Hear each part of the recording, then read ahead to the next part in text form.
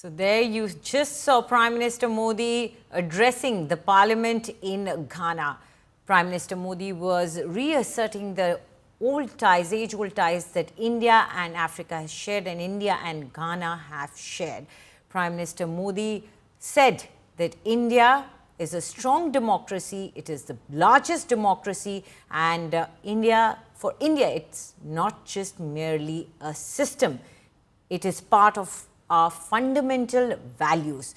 Not only that, he stressed on the fact that now it is the time for the global south to rise. Of the Prime Minister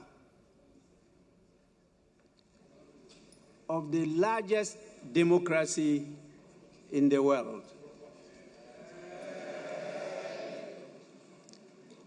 A population of more than the population in Africa.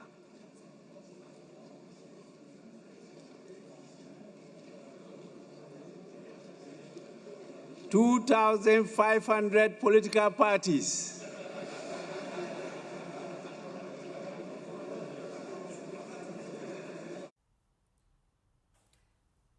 So you're seeing the visuals of Prime Minister Modi there at the Parliament of Ghana, where he just delivered an address. And joining me now is India Today's Geeta Mohan. Geeta, interesting moments we saw were there. First, when Prime Minister Modi mentioned that we have 2,500 parties, and there was a murmur around in the parliament. Obviously, we are the largest democracy and we have a very robust structure as far as the political structure is concerned. But Prime Minister Modi not only addressed the democratic issue, but he also talked about the rise of the global south and said that the post-Second World War institutions are now unable to cope with the crisis of today.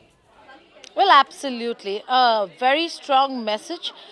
In all probability, what we are looking at over here is the Indian Premier, Anjali, not just sounding it out to the global south, but to the west. That not only are we the largest democracy, not only are we the lead when it comes to the global south, we are a powerful bloc. And that's exactly what the Indian Premier's messaging over here has been.